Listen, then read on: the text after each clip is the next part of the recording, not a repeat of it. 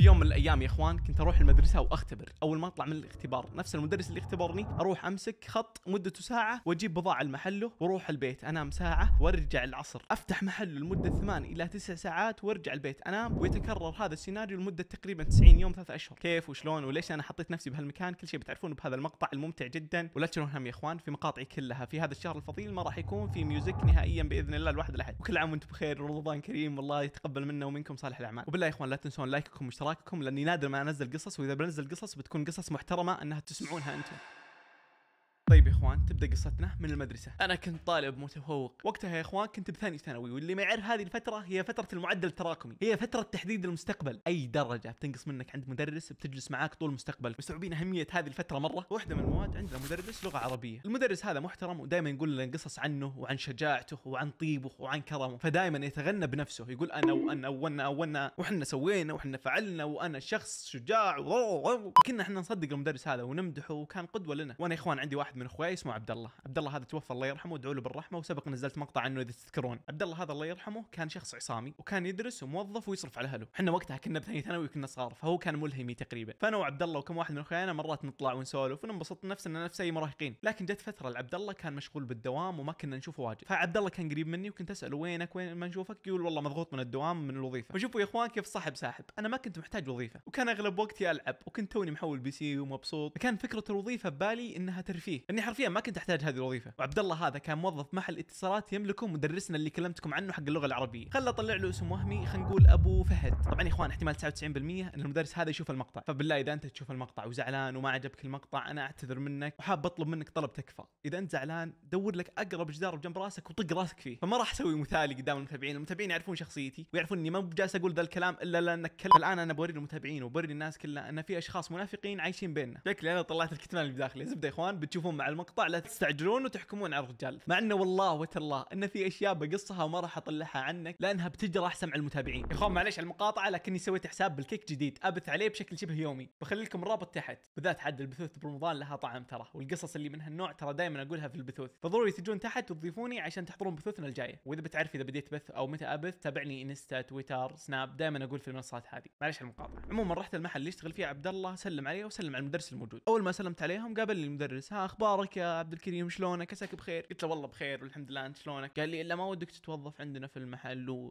انا صراحه كنت ادورها من الله، لان عبد الله دائما يكلمني يقول يا اخي فل المحل وتعال توظف عندي اقسم بالله جدول. فانا كنت رايح الوظيفه كانها فعاليه مو كانها مصدر دخل عموما وانا ما ادري. وبنفس اليوم لقيت نفسي جالس اشتغل بالمحل، جالس اتكلم مع الزباين وابيع لهم.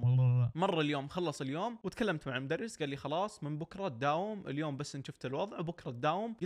قلت له طيب متى الدوام وكيف الآلية؟ قال لي الدوام كل يوم من الساعة 4 العصر إلى الساعة 11 الليل. أقسم بمن حل القسم قال لي ذا الكلام. أنا ما كنت مستوعب الكلام اللي جالس يقوله إني بداوم كل يوم و8 ساعات. فقلت له إن شاء الله تم بس لازم أكلم أهلي طبعا. رجعت البيت كلمت الوالدة قالت لي لا مو على كيفك، توك صغير ادرس وانثبر بالبيت، ليش تبي تتوظف؟ ما أنت محتاج شيء. لكن الوالد وش قال لي؟ قال لي بكيفك والله بالعكس تتطور وتكسب خبرة وتتعلم بالحياة. وأنا ما كنت مستوعب الكلام اللي يقولونه، بس جالس أحاول أقنعهم لأني أبي الشيء هذا وما أخذه كفعالية. عموما وافقوا بشق الأنفس، ولا أعطيتهم التفاصيل إني بدوم كل يوم، وما اعطيتهم 8 ساعات، وما اعطيتهم الكرف هذا، ولا قلت لهم اي شيء عشان ما يرفضون. وبينت لهم ان الحياه ورديه وان الشغل رهيب وان الوقت قليل. لكن الحياه ما كانت ورديه، كانت سوداويه. رحت اليوم اللي بعده وبديت دوام. عاد والله يا اخوان اني ما ابالغ، بس ما ادري من وين ابدا وش السالفه اللي اقول لكم اياها، وش السوالف الكثيره المصايب اللي صارت في الثلاث شهور هذه، وش الكوارث البشريه، وش الجرائم اللي صارت بحق الانسانيه وبحق الدين، والنوعيات اللي قابلتهم والقذاره اللي شفتها. نبدا يا اخوان بالاشياء السلبيه. الاشياء الايجابيه عظيمه مره لكن مستحيل تصير الا بالاشياء السلبيه. فخل اذكر لكم ملخص 3 شهور كامله، وانا متاكد اني بنسى اشياء كثيره، وفي اشياء كثيره ما اقدر اذكرها وما تنفع تنذكر باليوتيوب. اول شيء واكثر شيء كان واضح من اول يوم توظفت فيه، مسكني على جنب قال لي اسمع لا تقول لي استاذ، قال لي ابو فلان، لاني انا كنت اناديه استاذ استاذ لاني متعود على المدرسه. ولاحظ يا اخوان من اول يوم اختلاف الشخصيه. المدرس المثالي الشخص القوي اللي كنت اعرفه بالمدرسه، شخص ثاني اللي قدامي.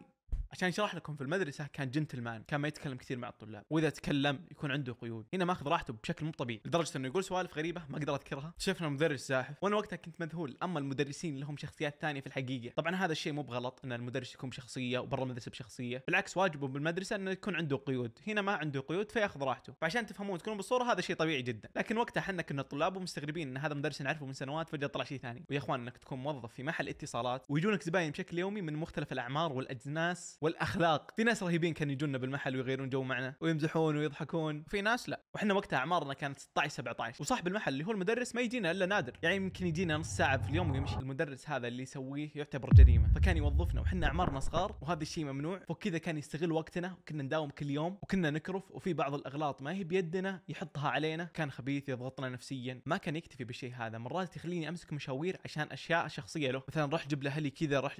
انا وش دخلني فيك؟ لكن حنا كنا متربين ونستحي ان نرفض، وما تعلمنا ان نرفض طلب واحد كبير، فكنا يوميا نكرف كرف داخل الوظيفه وبرا الوظيفه. كنت اروح جيب ولدي ود ولدي، جيب فلان، جيب سو علان، فكان يرسلنا وكنا خدم عنده بشكل يومي. انتم مستوعبين والله ما كان في ولا يوم اجازه عندنا، كنا نكرف، كنا نتعب يا اخوان، كنا تحت ضغط، فكان يستغل اعمارنا ونشاطنا، روح جيب روح ود روح، لدرجه ان كنا نسافر ونمسك خطوط عشان نجيب بضاعه للمحل. وهو كان يعرف اني ممتاز بالمدرسه، فكان يمسكني مساله الحسابات. انتم مستوعبين الوظيفه هذه لها تخصص كامل مدته اتوقع 4 سنين اللي هو تخصص المحاسبه، لكن كان يعطيني اياه وانا كنت مسؤول اسجل اي بيعه واي شراء واحسب الكاش اللي بالدرج، واي ريال ينقص انا اتحمله. فكنت بشكل يومي احسب الحسابات، كم شرينا الجوال، كم بعناه، وكم شرينا البضاعه هذه، كم بنبيعها، كم. فكنا ماسكين مسؤوليات اكبر من اعمارنا بشكل كبير. وهو ليش اختارنا بدل ما ياخذ موظفين ثانيين؟ عشان الفلوس. احنا ما كنا ناخذ شيء يذكر، الرواتب اللي كان يعطينا اياها ولا شيء، لان احنا كنا نبي فعاليه، فاهمين؟ نبي ننبسط، كنا نحسب انها فعاليه. لكن يوم دخلنا الوظيفه اكتشفنا انها ما هي فعاليه. حتى والله فتره الاختبارات النهائيه ان كنا نداوم، والمراقب حق الاختبارات كان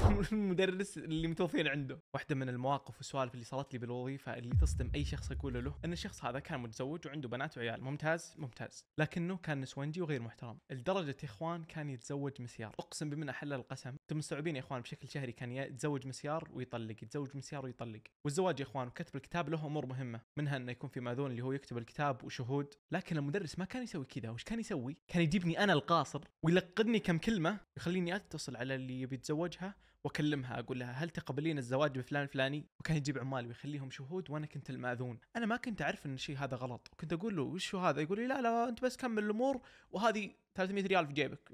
فمستوعبين الاستغلال انه خلاني ماذون وانا صغير ولا اني فاهم وش معنى ماذون، ويخليني اكلم المسؤول عن اللي بيتزوجها واقول له هل قبلتي يا فلانه هل ويجيني بعد اسبوعين 3 اسابيع شهر يقول لي اسمع ترى انا طلقت هذيك لانك انت الماذون ولا بد اعطيك خبر. اقول ها شلون؟ انا ما كنت مستوعب الموضوع يا اخوان. فجاه بعدها باسبوع يتزوجها مسيار وعلى هالموال ويلقني كم كلمه، واتصل على زوجته الثانيه هذه اللي بيتزوجها بعد هذيك اللي انفصل عنها مدري طلقها مدري ايش سوى فيها، واقول له الو هل قبلتي بفلان الفلاني؟ تقول نعم. انت هل قبلتيها؟ وانت هل قبلت فيها؟ خرابيط والله خرابيط. وشو هذا؟ نفس ما قلت لكم العمال اي عامل بالطريق يقول له تعال صديق شيل 50 ريال انت شاهد. والله يا اخوان من المواقف اللي ما انساها الى يومكم هذا، انا كنت مرتاح للرجال هذا اللي اسمه ابو فهد، فمسكت جوالي وريته قناتي باليوتيوب اللي كنت منزل فيها مقطعين وبدون فيس كام، مقاطع كود لو تنزلون تحت تلقونها، وريته واحده من هواياتي وواحده من اهدافي وشاركتوا الشيء هذا. وحطوا ببالكم يا اخوان اي كلام بيطلع منه فبيعني لي شيء كثير، لانه رجال كبير ومسك الجوال وقال لي يا اخي انت وش تبي بالسوشيال ميديا، وش تبي باليوتيوب؟ يعني غالبا المشاهير يا يكون شخصياتهم حلوه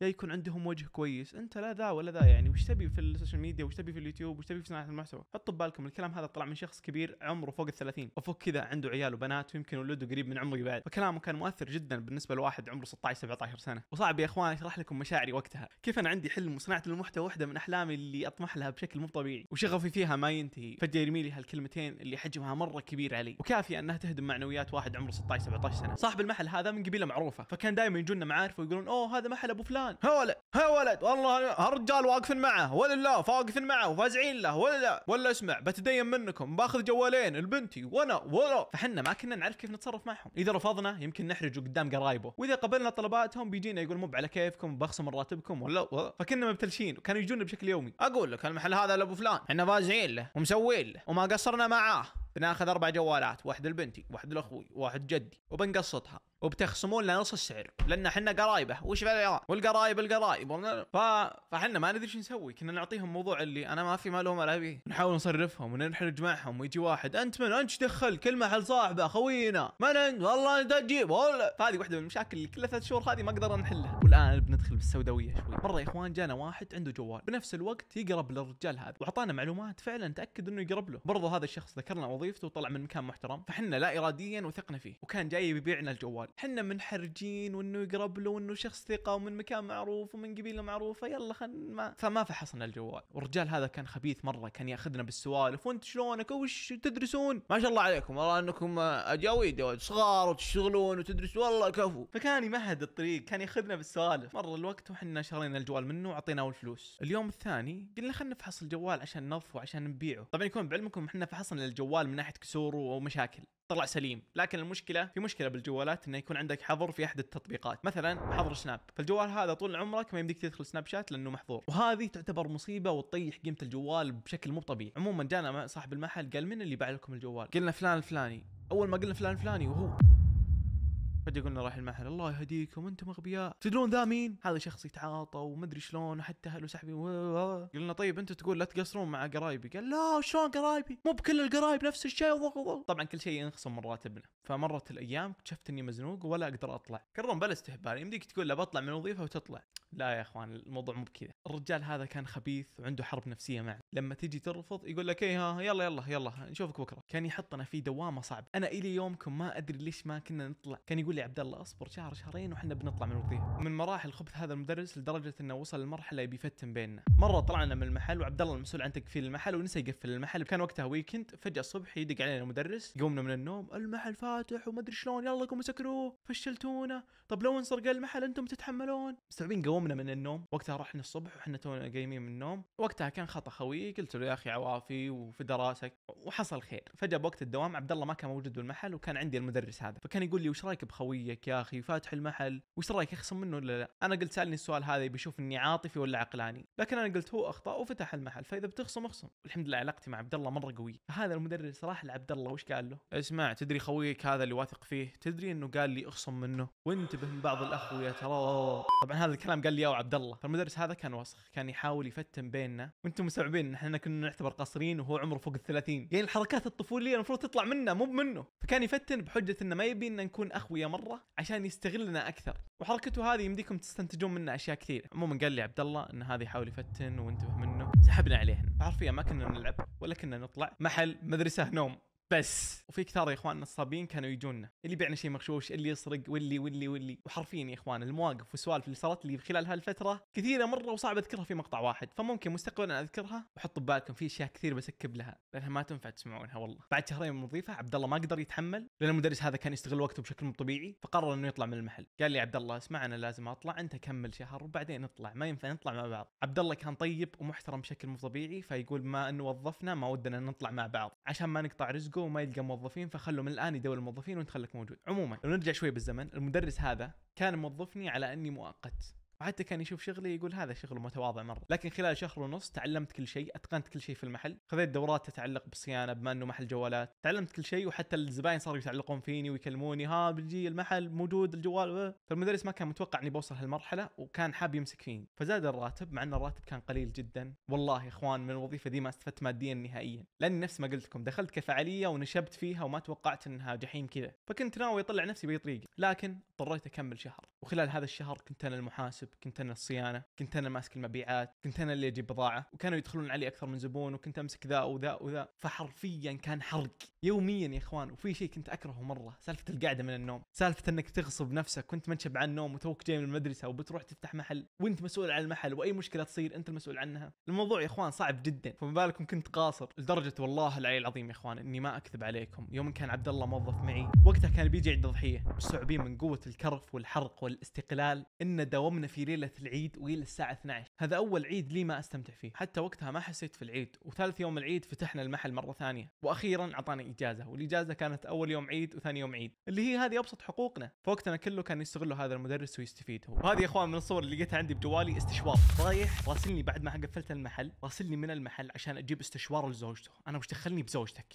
سواق عندك سواق، اقسم بالله مستحيل يا اخوان. بس نفس ما قلت لكم وقتها، احنا ناس متربين وما نحب نرفض احد طلب، لكن هذا استغلنا استغلال ابن ماني بكاي. طيب كروم، كيف طلعت من الوظيفه؟ انا بقول لكم، جاء يوم من الايام دخلت علي جهه حكوميه، دخلتهم كانت تخوف وكانت بشكل قاسي، خذوا معلوماتي، خذوا كل شيء بخصوص المحل، كانوا يهاوشوني انه كيف تتوظف وانت صغير، كيف وما ادري شلون، وكيف صاحب المحل يوظفك وانت تحت العمر القانونيه. وصارت مشاكل كثير ما اقدر اقولها، لكن بالنهايه صاحب المحل عنده معارف وطلع نفسه من هالامور كلها، وبطبيعه الحال انا طلعت على طول. فكان معي مبلغ تقريبا 300 مدري 200 ريال. وقتها كان عندي كم مقطع في اليوتيوب بدون فيس كام، رحت شريت لي كام 300 اتوقع اسمها لوجيتك كام صغيره. خذيت هذا الكام الصغيره اللي شريتها من فلوس الوظيفه، ركبتها عندي على البي سي، كملت الشيء اللي انا ولدت فيه اني اكون صانع محتوى، الشيء اللي انا احبه وشغفي فيه عالي مره. فبديت صناعه محتوى، مرت الايام والاسابيع والاشهر الى ان مرت سنتين كامله. وبعد هالسنتين هذا انا قدامكم على السلبيات الكثيره اللي ذكرت لكم اياها بالوظيفه، لكنها فادتني مره. 3 شهور تداوم كل يوم من 8 الى 9 ساعات، طبيعي انك بتكسب انضباطيه. فالوظيفه هذه فادتني مره، ماني ندمان عليها مره، لان اي شيء يصير لك من الله خيره. اتمنى استمتعتوا بالقصه، واذا انت وصلت وسمعت القصه كامله اقسم بالله اني مقدر جدا لك. فشكرا لكم يا اخوان، والله يعطيكم العافيه. اكتبوا لي كومنتاتكم تحت وتعليقاتكم وانطباعاتكم، تراها مره تعني لي شيء الكثير. وانا متاكد يا اخوان في سوالف كثيره لا تقل اهميتها عنها سوالف ويمكن ازود، لكني سكبتها لانها غير لائقه، او سكبت اشياء نسيتها، او ما اذكر التفاصيل بشكل عام، فما ودي اخربط واهبل.